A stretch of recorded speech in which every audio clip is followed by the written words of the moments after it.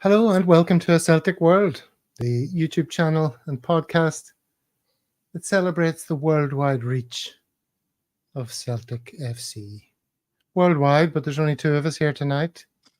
I'm here and Paul's here. How's it going, Paul? Yeah, good gaff. Evening all. Where's everybody? I don't know. I think everybody's taking this off season to heart, and I've had enough. We stretched them too much over the course of the season, so they're in the rest and recuperation phase for now. Much like apparently our board and chief team of negotiators. Nobody's told them that the window's open. So I'm sure we'll get into that later. Well, we'll talk about that later after we play this week's exciting recording. Do you want to tell the people what this week's exciting recording is? Well, I'll do my best, if you want. This week, myself, Gav, and Dano, who I think will be joining us later, so we're going to potentially get a bit of an Inception, a Celtic World show going on, where we're live and you're watching the record, and then we're live again. We're celebrating a couple of mold breakers, as the title says, players from our past that you probably call cult heroes or cult participants in the club history. And I guess another bit of groundbreaking stuff from the club's point of view in terms of players from other parts of the world that were the first to sort of either pull on the hoops or even first to play in Europe in one case. So I see some of the guys in the comments are already across it, and we've done some heavy links with the photos. So most people know their history, so they'll have a bit of an idea about this. But hopefully there's something new for most people in a bit more detail. It was certainly an interesting chat, and we sort of veered off into the world of music as well, which I know is a passion of all three of us that were on the chat. So yeah, it was a good one. Hopefully the viewers and listeners enjoy it. I was just saying hello to a few of the regulars there in the chat. Okay, so we're going to come back and we're going to talk a little bit about what transfer things may or may not have been happening. But as I said in the tweet, I don't know if you saw the tweet that I put out. I think you did. I retweeted the tweet. We're not going to try and stretch a little bit of news into an hour-long show. It's absolutely painful, I find, personally, in trying to enjoy Celtic YouTube during the summer, because it's just same old, and then tiny little bit of news on the Monday that gets cancelled on the Wednesday. It's a bit like that at the moment. Far from ideal. All right, well, let's get on with playing this video. It's only in one long stretch, so hopefully it plays cleanly. There might be a couple of little moments of stuttering, but they will pass. So unless you want some further ado, Paul, let's crack on. And you can go and make a cup of tea and have some hobnobs and watch yourself on telly. Here we go. Gentlemen, well, let's get into the man born Gil Heron, simply. I'm not sure when his St. Elmo middle name was applied or if he kind of self-applied it, but we're talking about the Heron family of Jamaica and later America. And you are talking about pioneering bravery in the face of massive bigotry and ignorance. Both sides of the pond. I mean, we're talking about the 50s, 60s, 40s, 30s. Gilbert Heron was born in Kingston, Jamaica, to a pretty good family. This is, of course, Celtic's first black player later on. He played for St. George's College, which was a prominent Jamaican high school at the time, and won the Manning Cup and the Oliver Shield in 1937, which is kind of like the high school national double, I guess, for Jamaican youth and all that stuff. He went on to represent a Caribbean all-star football team in his teenage years, which allegedly beat the Jamaican national team. But that needs citation on Wikipedia. I cannot find any evidence of it. But then again, this is like probably during the war. So things are probably pretty hazy. Now, he moved to Canada later on, excuse me, and was enlisted in the Royal Canadian Air Force, as well as being a track athlete and a boxer. He later moved to the States, and he played in 1946 for the Detroit Wolverines and Detroit Corinthians. And in 1947, he moved to Chicago, and he also played later for Chicago Sparta, which was a pretty famous club at the time in the North American Soccer League. And he would meet his future wife, Bobby Scott, and have his famed pioneering namesake, Gil Scott Heron, who would be born there in 1949 in Chicago. Now, Gil Scott Heron, of course, a very famous musician. I mean, known as the godfather of rap, quote unquote, for his incendiary music, which we'll get into later, noted about his father's time in Chicago, quote, his skills would offend the opposition, often leaving them feeling foolish and flailing. Victims of Gil's fancy footwork, there were scoundrels in places like Skokie, a suburb of Chicago, then inhabited primarily by Europeans who treated soccer like an ethnic heirloom. The man always had a way with words, did he not? Now, he says his mother talked about incidents when opposing players had felt forced to foul, going for his legs instead of the ball, not trying to tackle him, but to injure. And these were red flags to his temper. Now, Celtic spotted him back in Detroit in 1950, and the club was on tour in North America at the time, and he was signed sight unseen for a trial, and he passed his trial and made the first team after that, becoming the first black player for Celtic and in Scotland generally, the first to play professionally. Heron went on to score on his debut on August 18th, 1951 in a League Cup tie against Morton at Celtic Park before a crowd of 40,000 people. The star attraction was the new striker fresh from Jamaica by way of Detroit. That summer, Celtic had toured the United States, and in Detroit, they had simply heard stories of a scoring sensation, and thus a legend was born. Now, Celtic chairman Bob Kelly told the Daily Record, "We never saw him play, but the word about him was so good that I invited him over for a test." And he scores right on his debut, thereby known as the Black Flash or the Black Arrow forever after that.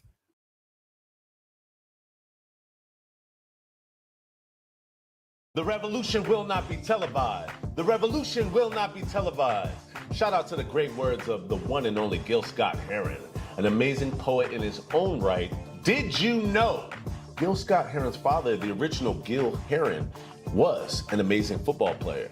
So Gil Heron was the first black player to play for Celtic in Scotland. It's a big deal, y'all. I mean, this guy was born April 9th, 1922 in Jamaica. Heron moved to the U.S. after World War II and joined the Detroit Wolverines, who were founding members of the newly established North American Professional Soccer League. Though he led the league in scoring that year, he only got $25 a game, compared to the $100 a game of his white counterpart. In the 50s, when the Glasgow Celtics were on an American tour, a scout noticed Heron dominating on the pitch and invited him to try out for the Scottish side. His performance convinced the Celtic to sign him, making him the first black player to ever play for Celtic Football Club.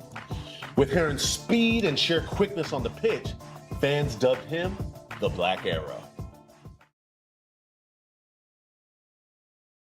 Now, upon his debut, it wasn't just news in Scotland that he scored in this League Cup tie. It made news all over Europe. It made news even across the pond. This game was featured in the New York Times, Chicago Tribune, papers all over Canada. I mean, an absolutely amazing debut for any player. However, despite having an early goal disallowed in this game, he scored a second in a straightforward 2-0 victory. Now, this would kind of be the high point for him professionally, at least with Celtic. He would only make one appearance the next year, and he just kind of faded away and was kind of on the bench in obscurity for the 1952 season. Now, he only played 5 first-team matches in all, scoring twice, but he was released by the club after his second year. But still, obviously, a pioneering player, and this kind of runs in the family. Now, Gil Scott Heron was born in 1949 in Chicago, and Bobby Scott and Gil separated once he left for Scotland to play for Celtic, and actually Gil later met a Scottish wife as well, and he would have 3 sons over here in Scotland. Gil's older brother, Roy Trevor Gilbert Heron, would become a famed politician in Canada, and he became active in Black politics in Canada as well. Now, Gil's namesake, Gil Scott Heron, was obviously just a massive presence in music. When he died in 2008, the likes of Kanye West, Eminem, all these rappers cited him as a huge influence on hip-hop. Gil's album of poetry, Small Talk at 125th and Lenox, he asked Gil if he'd be interested in reciting his poetry. And Gil kind of panicked a little bit because he didn't really know how that was going to happen. Fortunately for us, there was a group of poets at the time called the Last Poets, and they kind of led the way for what we ended up doing, which was using percussion and some wind instruments, and doing poetry in a rhythmical way. With that in itself was not new.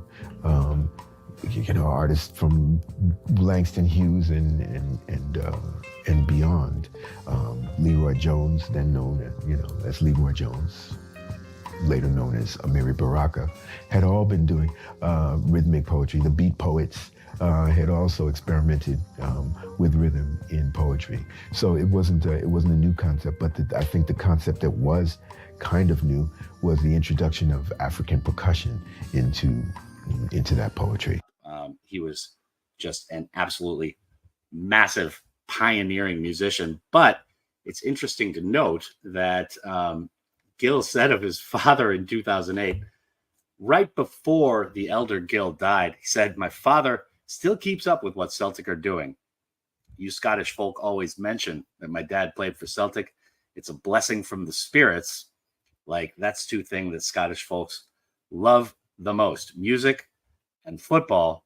And they got one representative from each of those from my family, end quote. He is also quoted as saying Celtic signed the Jackie Robinson of Scottish football, which is high praise indeed, coming from Gil Scott Heron, as Jackie Robinson is a baseball deity beyond most Hall of Famers. I mean, every year, every team in the major leagues wears his number 42 in tribute to him. And this is almost 80 years on from his Major League Baseball debut. And of course, that's coming from Gil Scott Heron, who is obviously a very conscious voice in African-American politics and everything else. So an unbelievable lineage, an unbelievable history, and incredible piece of Celtic lore right here with Gil St. Elmo Heron, who passed away in 2008. Interestingly, Gil Scott Heron would pass just a few years later in 2011, and his autobiography would come out. That's where a lot of these quotes come from, except for the interview with him once his father was about to pass away. So, I mean, an amazing family, just an incredible background, and something that I think, Celtic supporters definitely know about, but they don't know a lot of the details of his life and of his family, his background. So a man who very much lived a full life, almost 90 years. So yeah, incredible story. Paul, are you hearing new and interesting things about Gil Heron today? A little bit. I did a little bit of research myself prior to knowing that I was going to be on the show. Didn't get the quotes that Dana's got, so that's been really cool. Yeah, I obviously knew he was the first Black player to play for Celtic. Obviously, pretty common these days. Albeit that it's not that long ago since there was still pretty heavy racism coming from the terraces and sort of certainly all of our lifetimes. But yeah, back then it was obviously a pretty big deal. So once again, Celtic showing themselves to be, at the forefront of sort of pioneering stuff, which is right down the history, really. And again, just another part of the heritage from that. Not just, we're more than a football club. It's everything. That's the whole political side. That open to all the left leaning, inclusivity, exactly the opposite that we saw from across the city during the same period. You know, they wouldn't even sign a Catholic till the late 80s. So I'm not sure how they felt about other creeds and colours, and we'll obviously come on to that a bit more later in this recording. But and really cool, like, you know, that quote is really on the money, that, you know, football and music, I think, does go hand in hand in terrace and culture, and you know, they're the things that really sort of, you know, most young people, that's the two biggest things in their life. It's music and football. So to have one from each side in the family is a pretty cool story. And yeah, I'm glad we're touching it. You know, we're very much going to be thrown into the category of the wokest Celtic show in on the airwaves. We're doing LGBT last week, and we're doing anti-racism this week. But I'm here for it, and it's a big part of our history and heritage. So now, Dano, thanks for that. Dano, did you come across this? No. Travels. This is some of the descendants visiting Celtic Park. Yeah. Although I did see Gil Heron's daughter, who's also a spoken word artist. She combines spoken word and yoga. Yeah. And there's a video of her on YouTube, and she's sort of suggesting that she's the only one who's taken a DNA test and is definitely Gil Heron's kid. And there's some sort of a brouhaha going on about the state. Yeah, you can hear a lot of his battles with, you know, substance abuse and all sorts of things in his music. I mean, The Bottle, you know, Home is Where the Hatred Is, his battles with heroin addiction, alcoholism, and that kind of stuff, that will tend to make unknown offspring and things like that. However, there's one thing I kind of glanced over, but Gil Heron, when he's 29, apparently his father had a piece written about him in Ebony magazine, which was kind of the national African-American music magazine at the time. And they called him the Black Babe Ruth of soccer in the article. And I mean, this is a national magazine. Now, Gil Heron later is 29, and he had just met his dad for the first time at 26, right?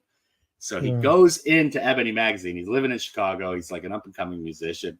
And so he meets the owner and he says, "Hey, you think you can give me a highlight like you gave my daddy back in 1947? You know, you wrote a pretty good piece on him. Why don't you write about me?" And so, you know, I don't think the owner agreed to anything, but he took him down to the basement, to the archives of Ebony magazine, and actually found a copy of that issue, much to Gil Heron's delight and inspiration. He was really excited about that.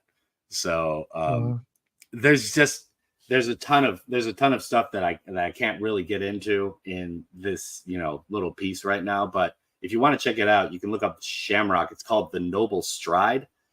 There's a really long piece, great article where I got a lot of these quotes and stuff from.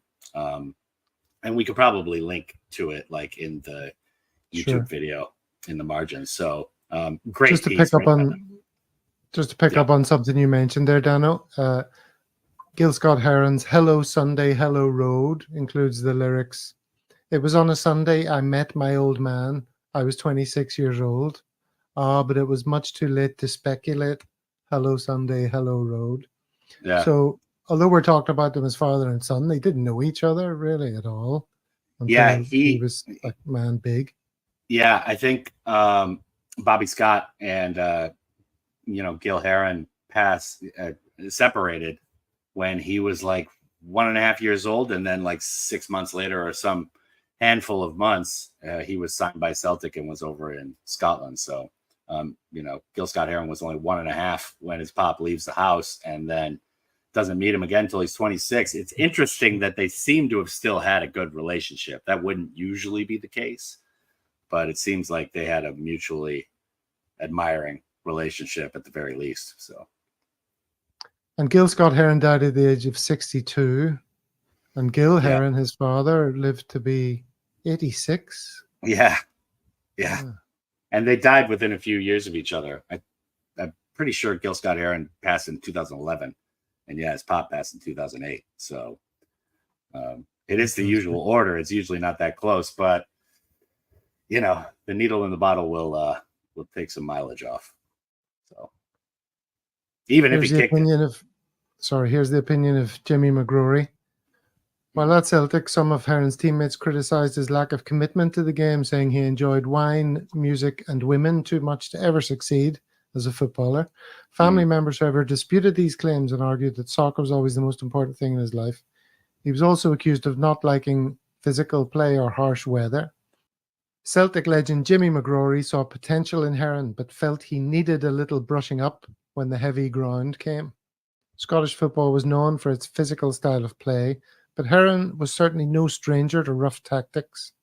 As the only black professional in Chicago, he was often a marked man, singled out for abuse by other players and fans. Oh, yeah. After matches, his first wife, Bobby, helped rub down his legs with alcohol in order to soothe the muscles and heal marks left by opponents' studs. Yeah. And Gil Scott Heron talks about that in the quote I was listing, but he's talking about Skokie. That is very much a white suburban bastion, especially back then, of some serious racism. And Chicago itself is still hyper segregated in a lot of ways. But and I don't know a lot about those quotes or whatever, but that seems like kind of mild to virulent racism couched in, he can't take the tough stuff. He's not tough enough. He doesn't like the cold weather, Mm-hmm. Yeah, kind of. You see this practice of calling them the black something? That was something that used to happen back in the day. But even as recently as when Paul Ince went to Inter Milan, he was called the Black Shark, because I suppose black players in those days were still a rarity. Yeah. Gilbert St. Elmo Heron. Now, the most recent, what does St. Elmo mean to you, Paul? You're not going to get me to be as facile as 80s sort of teen movie and St. Elmo's Fire. Well, that's all I know. St. Elmo's Fire. That's exactly what he's trying to fish for me. And I'll be honest, I haven't even seen it, but I'm aware that it's from that little Brat Pack era of the 80s. Yeah. And is St. Elmo's Fire a disease or something? What is St. Elmo's Fire? St. Elmo's Fire is a weather phenomenon in which luminous plasma is created by a corona discharge from a rod-like object such as a mast, spire, chimney, or something else. Yeah, this is pretty well known amongst sailors, where the electricity in the air creates this kind of glowing orb, especially at the top of the mast. Yeah. So that's where it comes from. It's an electrical charge. It's a phenomenon of electrical charge in the air, especially like right before or as a storm is hitting, type of thing. Right. Gotcha. Yeah. Well, there you go. That is the electrical charge that was the career of Gilbert St. Elmo Heron. Brilliant story. It's magnificent, man. I mean, from Jamaica to the States to Canada, over to Scotland, played for a couple of years in England. I mean, what a life. Unbelievable. While we're on the subject of Black American music and connections with Scotland, although not quite Celtic, I've been on a bit of a Motown Marvin Gaye tip recently. Is that what the kids are still saying, Paul? And the Prince of Soul. Yes. I love a bit of Marvin Gaye, and he's made so many amazing songs that we all will recognize from I Heard It Through the Grapevine. Oh, man. It Takes Two. And also, Ain't No Mountain High Enough was another duet that he made with famous. Tammy Farrell. What's Going On? Yeah, that's right. Amazing album. Let's Get It On. And of course, who could forget Sexual Healing, Dano? Probably your personal favorite.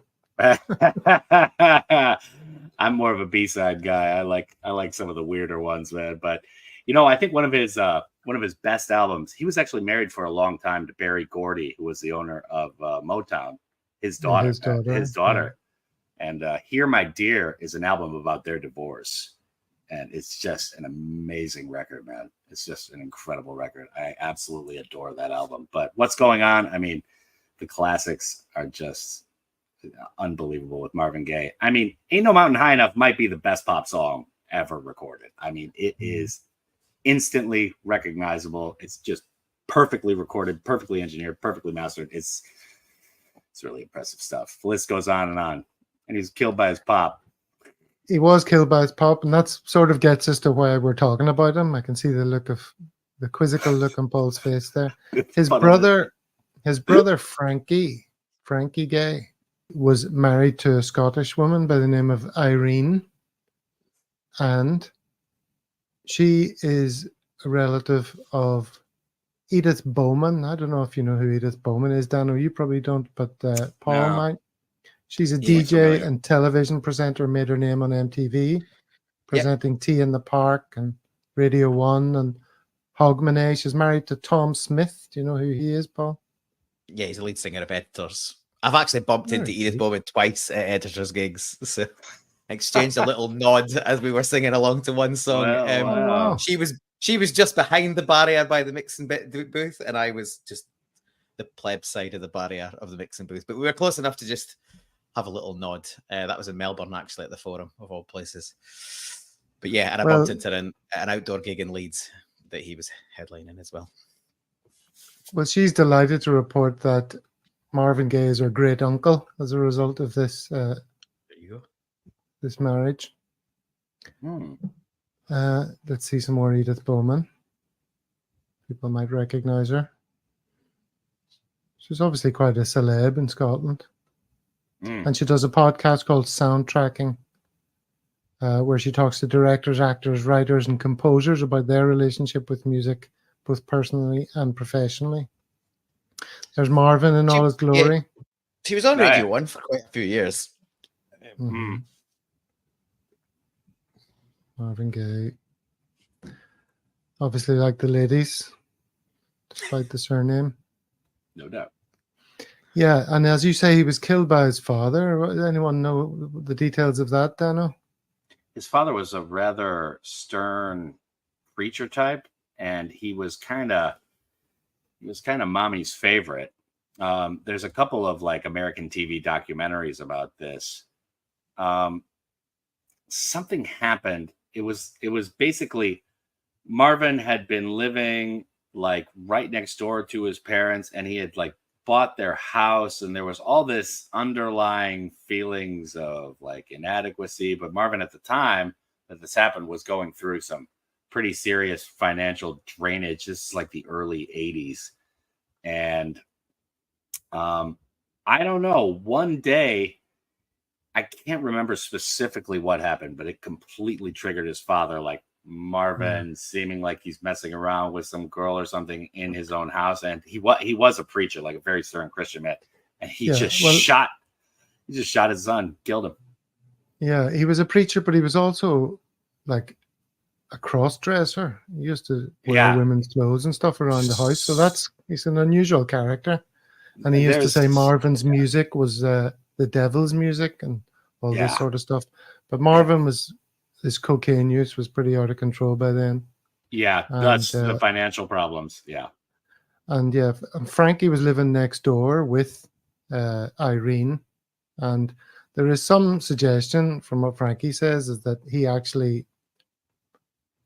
was feeling suicidal, and he sort of pushed his father to do it because that's what he wanted to happen. That's the suggestion. The father never served any time, you know. So an incredibly sad end, an amazing life of Marvin Gaye. Yeah. So that's the connection between Marvin Gaye and Scotland. Now we're going to take things back to Celtic, and we're going to hand it over to Paul. Paul, you're going to give us a little segment. I am, yeah. We're gonna touch on the first Asian player to play for Celtic. And in fact, the first player from the Indian subcontinent to play for any club in Europe. Pretty common that we raid the Asian markets and have done for a number of years. But it was definitely not common in 1936. this guy became known as Mohammed depending on how much you read. He's carried a few other names down the years through the press. I think more through ignorance and misinformation than anything else. But yeah, Mohammed Salim was born in a suburb of Calcutta in 1904-ish. There doesn't seem to be an exact date of birth from back then. And yeah, basically in his still at the time of the British Raj. So football was big. There's 3 big clubs that play out of Calcutta, but majority of clubs were via British Army and sort of British outposts. So in the Indian League, an Indian team actually hadn't won this Calcutta League, and then our friend Mohammed Salim joins Mohammedan Sporting Club, which is a big Muslim club, and gets itself together, and he joins there about 1934 and basically leads them to the first title. Over the next couple of years, they win the next couple, and he's involved in exhibition games against the Chinese Olympic team in 36, and he plays one match and he's as a stormer. He's due to play another game for a different select 11. By this point, he's disappeared. The press and the police are on the case because this guy must play in this important select fixture, which is a big deal for the country. But he has been secreted out of India via Cairo onto a boat and brought to Glasgow, of all places, by his cousin Hashim, who works in the Scotstoun shipyards, by all accounts that I can find out, and basically persuades him that he should be trying his hand at the game in Europe. And he's working in Glasgow. He's back on holiday. It's the first time he's seen his cousin play, and he's astounded. And he goes, "Yeah, you want to be coming to Europe? That's where you want to be for football." Gets him to Glasgow, and then again, it's quite a while ago, so the details are somewhat sketchy. But the cousin contacts Willie Maley, obviously manager at Celtic, and basically persuades him that there's a super talented player from India arrived. However, it should be noted that he plays barefoot, with just bandages to wrap up his feet, as was common in India. And one of the reasons why the Indian players rose to sort of prominence and ability was they wanted to put one up the British, who didn't think the locals in bare feet could match the British playing in their full kits and boots and shin guards. So yeah, that's the pitch to Willie Maley. Willie Maley almost laughed it off initially, but he's the cousin is pretty persuasive, and Willie Maley agrees to give him a trial. Now, the interesting bit here I found here, it's all interesting, but this bit is somehow at the trial, 1,000 members and 3 coaches are at this trial. Now, I assume members to be fans or some part of the broader club. And by all accounts, the trial goes splendidly, and he is basically then selected for the Celtic Alliance team. The Alliance is the A team, sort of the second string, effectively. And there's a few games lined up where we're now into August 36. So he plays against, as this one says, he plays in his bandaged bare feet. They made the press prior to him playing. Now, it seems like Celtic haven't changed that much down the years, in that if there's a way to pump up the take-ins or the earnings, then they'll find it. And they got this story into the press ahead of this game, which significantly boosted the attendance figures. And I believe they reckon about 7,000 people came out to watch this sort of second string. They played Galston, and Celtic, I think Celtic wins 7-0 in this game, and Salim is involved in 3 of the goals from fantastic corners. He's offered the chance to take a penalty, but by all accounts, he's too shy to take the penalty. So he passes up on that. But it's a great performance, and obviously we want to get another look at him. In between that, there's some sort of other bounce game with a sort of Indian select that he plays for. He plays that match. That's up in Helensburgh. And then there's another game for the Alliance team, which is against Hamilton Accies, their team. And I think we win that game 5-1. He scores from a penalty. Keeper gets a hand to it, but he can't keep it out. And again, he has a decent showing. And we want to sign him.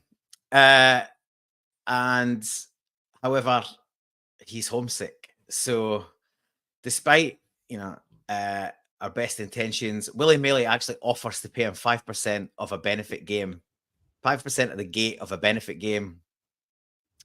I don't think the reports seem to indicate that maybe he didn't quite appreciate how much that would amount to. So he said, just give it to the orphans that, so we're going to invite some orphans to the game, as well as he said, just give the money to them. That's fine. And off he goes, disappears. See you later. Back to India, rejoins Mohammedan Sporting Club, and they go on and win another 3 titles. And then they win 5 in a row, which is still talked about apparently in Indian football circles. And yeah, that's the last we see of him, but it's not the last of the connection to Celtic. And yeah, he was still regularly checking in on the club. And there's a nice little postscript to this. When he was coming towards the end of his life, he passed away in 1980 at about, I think, 75, 76. As I said, they didn't have his exact date of birth. But as he just in later life, he got ill, and his second son, Rashid, got in touch with the club, and he basically said he's ill. And he sort of suggested, could the club assist with some funds? Celtic wrote him a check for 100 quid. Now, back in 36, his appearance added over £100 to the gate. So I imagine with inflation, we could have probably managed to send him more than 100 quid in the late 1970s. But we sent the check, and the son never cashed it. He said the point of asking was just to see if he was remembered. All he wanted was for his dad to be recognised as the first player of Indian descent to play for a European club, and this acknowledgement proved that it was the case. He never cashed the check. In fact, he kept it for the rest of his life as a memento. So really, really interesting story. Never actually played a first team game, only played two games for the second string.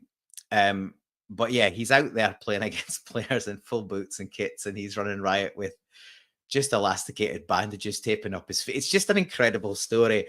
And to be the first European club to have an Indian player come across and try their hand in the manner he did, smuggled out of the country via Egypt on a boat and up through a ship, and then God knows how long that took to get him out of there and up to Glasgow. But it's a phenomenal story, and one I've been proud to share. How did he even survive a game basically barefoot? I mean, as a defender, wouldn't you just be like, okay, here we go, stop his foot? Apparently, in some of the match reports, there's comments about him not being. He stuck a little too close to the wings and wasn't that keen on heavy tackling. I'm not surprised, but with their feet with his tootsies out in a cold Glasgow day. Even in summer in Glasgow, right? Bloody freezing. Apparently he was. There's comments about his 10 twinkling toes, and he was very quickly nicknamed the Indian Juggler, and just really captured the imagination, as it seems. What's the connection with this shirt? Well, I don't think there is any, Gav, based on what we talked about the other day, but it seems to have been, I think, people that know the heritage of Mohammed Salim have sort of speculated that it might be a little nod to the heritage there, and in the sort of pattern on that shirt. As I say, I don't think that's definitely the case, but it would be a nice little story if it was true.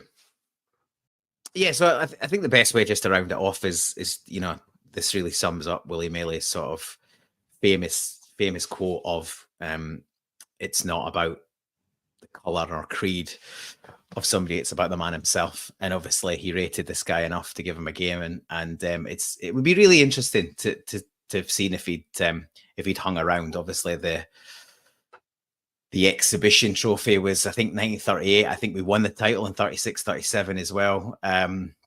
So he could have been part of those teams if he'd been willing to stay. But yeah, another really interesting story about a player from our history. So it's probably a good place to wrap it up, eh?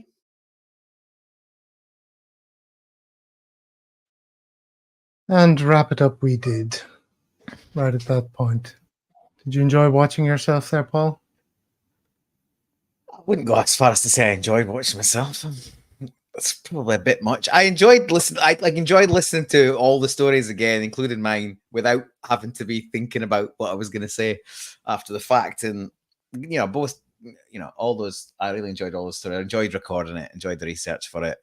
And the Mohammed Salim story. Like, even I was watching it back, I was going, this is just ridiculous. This is like, you couldn't write it. It's Roy of the Rovers turned up to 100. It's just an incredible story. So yeah, look, I think most Celtic fans have probably heard the names of Gil Heron and Mohammedsalim, but hopefully we've added a bit more detail. And if anyone doesn't know those stories, then yeah, hopefully found it of interest. Well, what was of interest was there was a little bit more detail that came up today in our WhatsApp group, which was this. This is a message from Jerry, who says, one of the boys from the club tracked down Mohammed Salim's grandson in Calcutta. He means from the Singapore Supporters Club, on what would have been his grandfather's birthday, and presented him with a Celtic top. And they got a cake done of Celtic Park. Can you believe that? And here he is.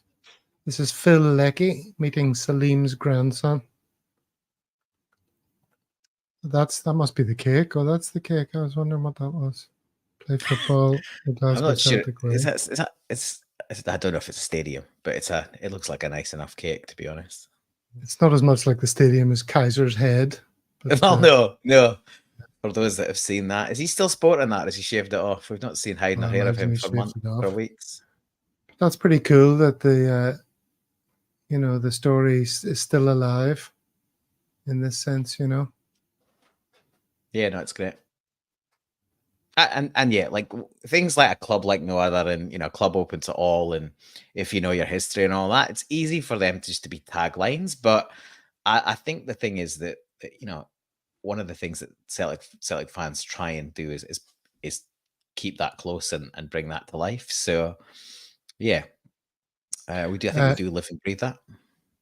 Eagle-eyed viewers will not recognize the face of this guy. That is, of course, David. And this is a tweet that he put out in 2018, one of the Singapore teams with Mohammed Salim's son in Kolkata. And an extra bit of detail here, with his dad's 1936 Celtic shirt, first Indian to play in Europe.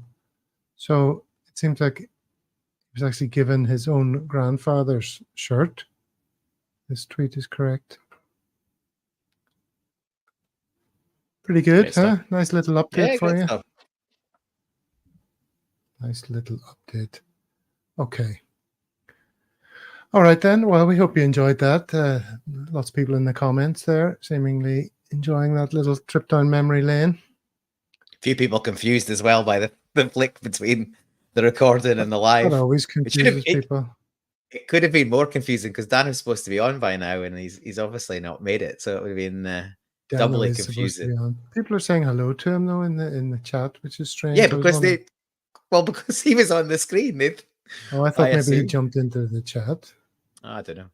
I haven't seen. Dano, the drop hail troops. Dano, why are you not? Why are you not here, Dano? You're supposed to be here. All right then. Well, if Dano joins us, he will appear on screen. So that was this week's show, effectively. Now let's do what everybody else does and talk a little bit about transfer speculation. But let's try and do it in the what's definitely happened sense, rather than rubbing our chins for the next 30 minutes over, hypotheticals. What's definitely happened recently, Paul? Anything definitely happened? It looks like Rocco Vata's away. I don't know if it's been officially confirmed, but it looks like he's off to Watford. Have we had an official confirmation of that? I don't think so. At least not from the club. And apparently from Sky Sports, I think there's been at least an official approach and bid for Adam Ida. Those appear to be the main things. Paulo Bernardo apparently still in the mix, depending on what you believe. Mm-hmm. A low ball offer for Ida apparently rejected. Apparently the player's open to it. And you could say the same thing about Matt O'Reilly. Low ball offer for Matt O'Reilly apparently rejected. Apparently the player's open to it. Dano appeared. By the way, just a little bit of housekeeping, Paul. Sorry, Dano appeared, but I didn't let him in because his camera was moving around a lot. I was waiting for it to steady. And then he went away again. So, Dano, come back with a still image and you'll be in. You'll be in. Yeah, the Matt O'Reilly one's interesting. Look, I think no one expects him to stay, really. I'd be surprised if he's genuinely interested in joining Southampton. Although I'm sure the money will be good. I expect there'll be offers from bigger teams and more interesting options. So yeah, if we have rejected an offer of 20 million, that's a good sign. Obviously the doom and gloom merchants will go, as far we'll take the first offer that's over 20 million. So it looks like we haven't. I think we should, as we've talked about before, we should certainly be holding out for closer to 30 than 20. Well, remains to be seen what happens there, but I think he will be going. On the low ball thing for Ida is, here he is. Are you a bit wobbly? Shaky Dano's in the house. Is there an earthquake? He's wearing the same top from the other night. That would have been confusing if we'd all dressed the same. Yeah. Well, laundry day yesterday, boys. But yeah, I got to do some laundry on my PC, man. It's completely on the fritz, so I'm running off my phone. Sorry for the delay. I was trying to fix it, but man, I don't know what's going on. Got a virus or something. But anyways, well, Dan, join in the conversation at the point where we're talking about Matt O'Reilly, and Paul just said he doesn't think he'd be interested in Southampton, but I would counter with the fact that I can hear myself repeating in your phone is a bit of an issue, but yeah, the fact that oh dear, this is going to be bad. Matt O'Reilly's a real people person, and he knows Russell Martin, and Russell Martin gets him in a way that other managers, Postecoglou, didn't. And is that the kind of thing you might convince O'Reilly, do you think, to be interested in a club like Southampton?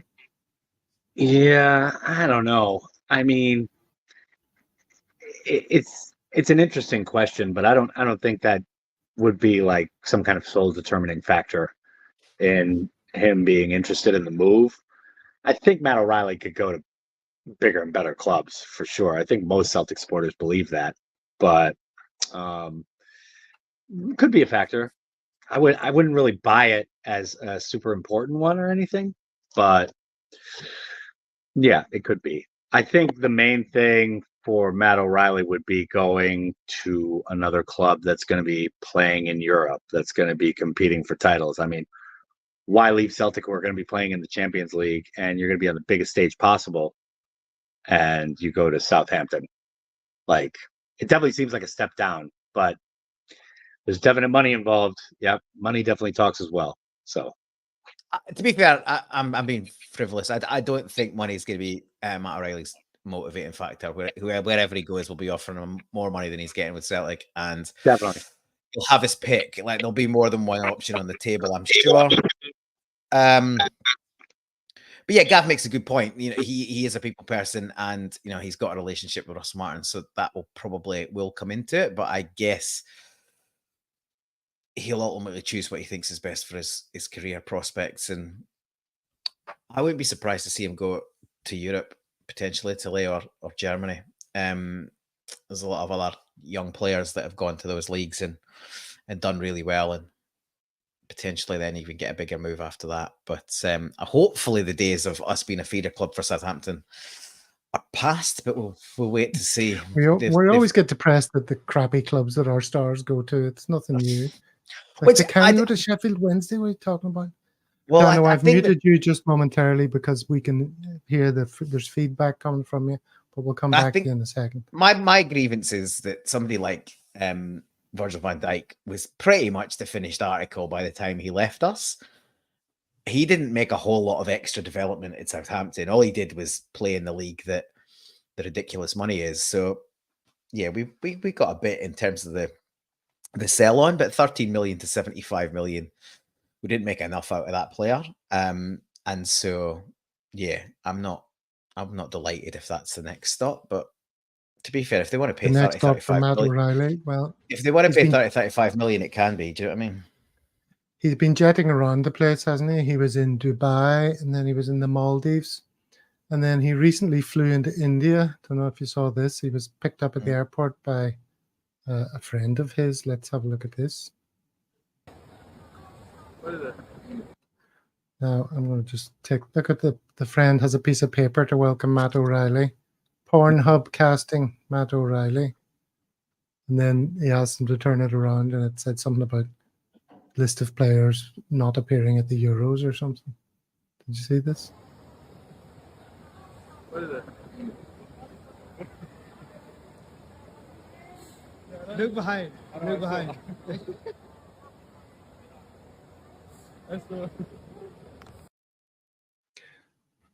So the big question on everyone's lips is this his friend, or is this his, guru that he talks to, his life advisor? And is it then this guy, the same guy that he's messing about with in the pool? And somebody saw that picture and said, I'm jealous of that friend. Are you jealous of that friend, Dana? I'm jealous of anybody who can go to Dubai, the Maldives, and India within a period of weeks and not have to think a thing of it as far as how much money you spend or anything. But it looks like fun. Looks like they're having a good time. That looks like a good time to me. Gav, I find this a very cynical ploy to try and drag more female listeners and viewers to a Celtic world. Gratuitous shots of Matt O'Reilly with his top off. Because obviously, if he does go, we're not going to have much excuse to show this. So this is very cynical. I thought we were better than this. I mean, I wonder. It's a serious point, though, because we know he has a life coach or someone who advises him spiritually and stuff, and they live in India. He FaceTimes with them on a regular basis. And why wouldn't it be someone who's, knows how to enjoy fun times? I mean, you'd want your life coach to be a good laugh as well as everything else, wouldn't you? It could well be. It could well be. I don't think it's that overly important, to be honest, in the grand scheme of things. Well, got to squeeze every last drip of. Nah. I nearly said Matt O'Reilly juice. Let's keep it moving. I love it, Gav. I mean, we need some female input on this show. Like, we definitely do. It's cool to fish. It's cool to fish for it, man. Go for it. We need some female contributors as well. Okay. Reports that Bernardo and its wage negotiations that are the sticking point have been rubbished, and in fact, it's still just price haggling between the clubs. Apparently, Dano, have you heard that? Yeah, I've heard that. Not surprised. I mean, it seems like the wage thing with Bernardo wouldn't be too hefty, especially not for us. I mean, he's not asking for £150,000 a week or whatever. Not surprising that there's quite a bit of haggling and negotiating going on in the background. I'm not really getting overly concerned yet at this point, although if we do go another couple of weeks, then I think it's time to start hitting panic buttons. But like early July, mid-July, we get a couple signings in, especially like Ida and Bernardo. I think we'll be on the rails, and the rest will kind of fall into place. I think these two, if we can get them, will really set us up well. Yeah, I'm not freaking out either. You know, you hear some Yeah. people, panic merchants, saying, "Oh my God, the window's already been open for 3 weeks, and we're 2 days away from our first fixture." It's like, come Yeah. on. Neither of Although those things are really true. You know, I will say this: there's a thread on the Celtic Reddit where this person has been patching Scott Bain into every photograph of like Celtic history just to highlight that we don't have a goalkeeper. And he's like, "Here we go, day 5," and it's like a picture that Scott Bain obviously shouldn't be in. He's like one of the outfield players, but he just patched his head onto him and just put it up for the day. That was his contribution. So that one is a concern, but yeah, right now it's not time to panic. it's all a concern, but you know, just leave it to Brendan to get on with it. It's You know, also, it's Yeah, gonna- yeah. players are going to it's come also in. not it's also not uncommon in the slightest. So I think for me with Bernardo is I think it's clear that Brendan wants him. If you remember, even when we had an option on, I think we had an option on both CCV and Jota. It wasn't done straight away. It was a chunk through the summer before those deals were done. And that's just classic Celtic, just negotiating, squeezing the pips. And there's got to be room for that. We don't have an option on Ida. You know, Norwich have got a new manager. I think Ida is going to have to force that issue a little bit. If he basically goes to Norwich and say, I want to go to Celtic, that deal will get done. It will just be a haggle on price. I think if he's more passive and sort of leaves it to them, then that deal could run away from us, because if he's happy to go back to training, be viewed, wait for the manager to run the rule over him, if he likes him and wants to sort of tell him he'll build this sort of attack around him, you know, all that sweet nothings, then maybe that deal goes away. But it sounds like Ida wants, there was a photo this week, I think, of Ida still on holiday he bumped into Jamesy Forrest while he was away. And on his Instagram had something like boys on tour or something like that, you know, with the 4-leaf clover. So I think he probably wants that deal to happen. And if he's willing to, players have got all the power these days. And yeah, McLaughlin P's probably right. We'd probably try to get him for a song.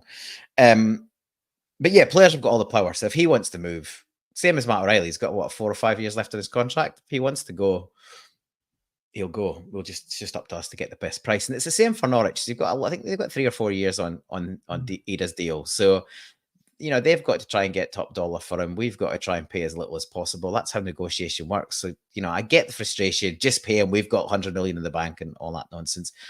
But we're still running a business. We've got to pay. We've got to try and get him for the cheapest deal possible. And that will take a days or weeks of negotiation. With those 2 players as well, we know what we're getting. So I don't think it matters if they come a little bit closer to the beginning of the season. They're professionals. They'll be fit. They know the team they're coming into. The team, Rodgers knows what he's getting from them. That's fine. I think it's more important we bed in newer signings sooner. And I would like to certainly see some 2 or 3 key signings be in the door prior to going to the States, which I think is still a couple of weeks away. So there is still time. There is time. Yeah. At this time of season, you know, we just want it done, and you know, same old. Here's Sellick. something for us to think of for our next musical episode. Strange Love the Doctor says, I get that everyone's worried about transfers and this and that, but I've been wasting my time thinking what metaphorical music fan group best represents football clubs. Goth is clearly Motherwell. All right, perhaps we should work on that in time for the next show. We're a bit short of ideas for the rest of the summer, so careful what you wish for. Strange Love the Doctor. Yeah. Yes. You got to get back to that, man. Got to get back to our roots. Death metal, the Huns, or thrash metal.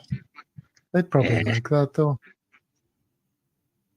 No, the Huns they're are more just... like freeform jazz music that thinks it's enjoyable and thinks it's awesome, but is in fact shite.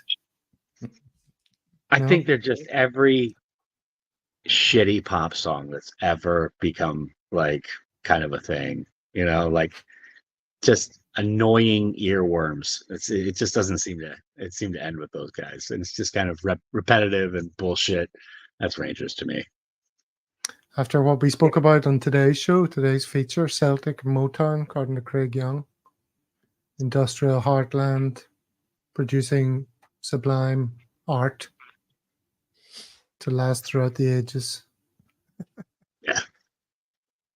Speaking of sublime art that's going to last for a long, long time, Marco Tilio, Dano. Every Australian dwelling Celtic fan told us he was going to be awesome. I hear he's now being loaned out again for another season. That's apparently happened.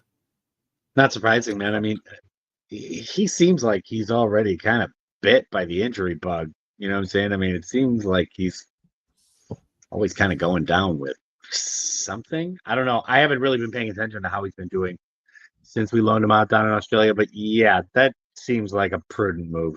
I mean, if he's wanted down there, I don't really see him breaking into the first team like at all. I honestly don't know why we signed the guy.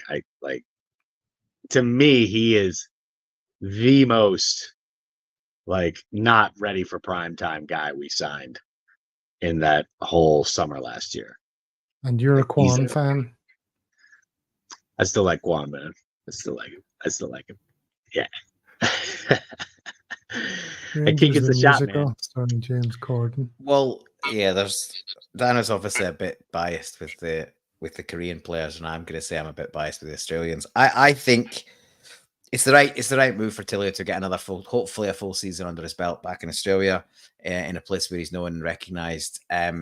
He was really unlucky. He got a bad injury between signing and arriving, which put him miles behind everyone else. The kid's got talent. He's light and quick. He's play off both feet, and he's a half decent finisher. He's nowhere. Some people down here were, Celtic fans down here were sort of calling him a ready-made replacement for Jota and the like.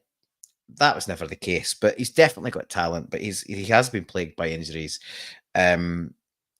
We'll see. It could go either way. If he has a storming season, I think he's got 4 years left in his deal. If he has a storming season down here, he comes back up. Maybe he's not even coming back up to be in our team, but maybe he's then loaned out to a Scottish Premier League team to see if he can light up the Premier League for somebody else. And then if he does that, then maybe he's got a crack with us with two more years to go. He's still a young kid, so we'll see. But I certainly think Melbourne City is a good club down here. He's well respected and liked, and it'll be a place where he's got people around him, and we'll give him every opportunity to push on. So fingers crossed he can. Well, I think the writing was on the wall back when we signed him. We laughed about it at the time. The fact that he can't even say the word Celtic. Lucky number. So it's done me well over my time here in Melbourne, and I want to carry that on coming over to Celtic.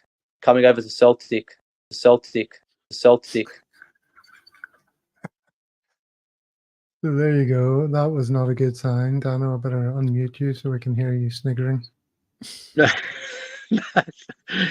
not his most attractive or photogenic moment, I would say, either. Really caught him in mid blink there, like a bad high school photo or something. Maybe we could loan him out to Motherwell since they're the goth club. He looks a bit like a goth, so does look goth. Yeah, that could be the place for him. Okay, a couple other things before we wrap it up here. First of all, this exciting news: the Jerry Taylor Show. Kaiser Soze and the Celtic World are the winners of win 2 free tickets to the Jerry Taylor Show at Joking Hazard. So that's exciting. I don't know if Kaiser's aware of that news. I think he is. No, he is. We both commented on the tweet. So check that out. We've got some good reviews here. He's been told to stop calling me from Martha Reindeer. Who, says Sir Ian McKellen, and he still owes me a tenner. Dean Park, who's in the show.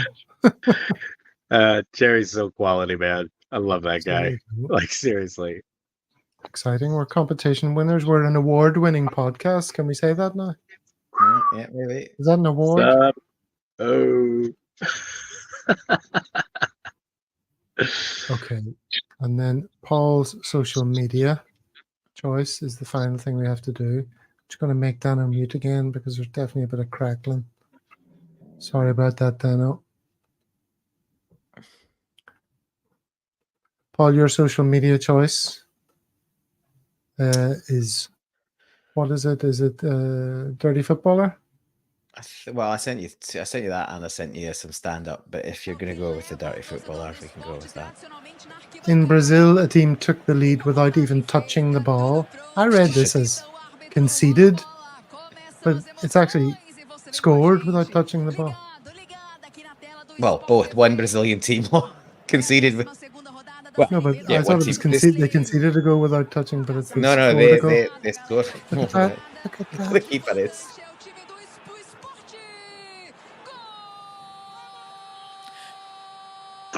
It's not hugely dissimilar to the goal that Turkey lost, I think, in the group stage, or Turkey lost in the group stage of the Euros. Their goalkeeper was well out of position, a bit like this, and they had a player I know pass we it can into hear the you empty net. again. Comment on this. Look, he just passes it back to the keeper who's nowhere near the goal line. That is hilarious. Oh no. Lovely. In Brazil, a team took the lead without even touching the ball. That is brilliant. That was a good team talk. He must have been given before going out. Gotta love it. Does the defender still get his goal bonus? Oh, exciting transfer news from Henrik McLaurson. We're in for that goalie, apparently. Which Probably That are. goalie. We probably some are. goalie would do. That goalie? I think he means Yeah, that. that's a joke. is That's a joke. that goalie. I think. Yeah. I think The somebody goalie was. who's nowhere near his goal. I saw Not this somebody in the goalie. comment. I saw somebody in the comments saying that Jensen one was maybe starting to come to life again, but I don't know how true that is. There's a lot of Yeah. people saying that never mind all the other bollocks. It's the Jensen one is the real one. And these other ones are floating around as possibles. But who knows? Dano, you sent me something, but Little picture. Yeah, this was kind of my this is what I was talking about with the Celtic Reddit or subreddit. I'm not out there too much, but there's a picture from Banana Soprano and he's running behind Lubo after scoring eyebrows. So this is kind of Scott Bain, yeah. muted protest of the goalkeeper situation and not having news setting. You can see Scott Bain running along with Henrik Larsson and little Lubo there. So this is an ongoing thing that I've been paying a little bit of attention to. So just kind of a sly, protest of the goalkeeper situation. And I think fitting, you don't have to lose this, you don't have to, lose a spleen about it or anything, So Just before we go, today's show was about what was it? Mould breakers and Gil Heron being the first black player in Scotland, and Mohammedsalim, the first Indian player to play in Europe. And somebody made the comment, yes, they may have been mould breakers. Gil Heron may have been a mould breaker, but it was still a long time before another black player played in Scotland. And I saw someone somewhere when I was doing this research, they said, well, who was the next black player to play in Scotland after Gil Heron? It wasn't until the 80s. Barnes? Well, it depends if we're going mixed raced. Yes, well, there's varying degrees.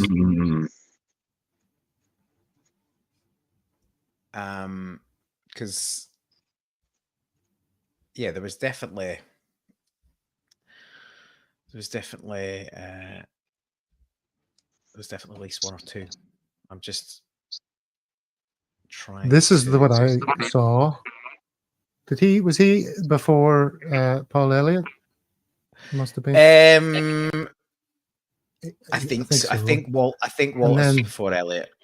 Paul Wilson was with So Paul mixed Wilson was heritage what? and Yeah. So Indian. Paul Wilson was mixed race, and that was what?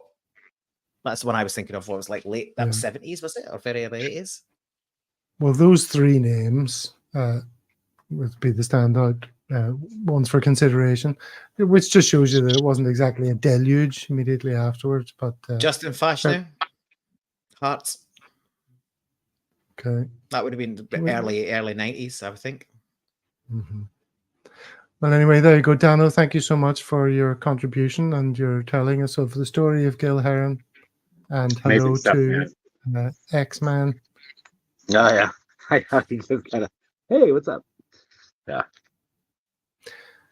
And there you go. Thank you, Paul, as well. That'll do us for tonight. One last thing that yes. A couple of last things. It came around on social media yesterday or early hours, depending on your time zone. But apparently now, well, not apparently, Celtic have now officially confirmed the passing of Rosemary Barnes, Tommy's wife. So yeah, obviously sad news, and our thoughts with the Barnes family and the greater friends and family of everyone affected. Yeah, sad news of Rosemary's passing. Yeah. And then the only other thing I wanted to say is it's election day in the UK, so get out and use your vote. Use it wisely. And yeah, fuck the Tories. And there it is. Yeah. Gav said I couldn't say it, but I didn't say you couldn't say it. I said you can say it if you want. I can't stop you. Yeah. Oh, there you go. Labour. All right. And we await with excitement to see who Joe Biden's replacement is. Is it going to be a President Gavin? That would be exciting, wouldn't it? Oh man, who knows? I would take every day in this. I would take a person out of the phone book at this point. Like, every day in the States every day in the States is another mad story about either one of those two. I mean, men.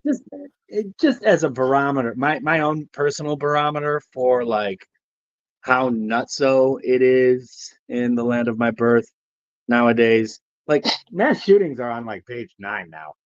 They're not even, it's like it's literally become the South Park episode where it's like, come on, hon, it's just a mass shooting. Like, take it easy. It's mad, man. It's absolutely out of control. So, yeah, I'd take anyone at this point. I mean, anybody versus Trump too. Whatever. Yeah, well, a lot of crazy things going on in the world. Politics. I'll vote for zombie Joe Biden. Woo. But yes, hold your loved ones closely. And on that note, see you next week. Hail, hail. Hail, hail. Hail, hail.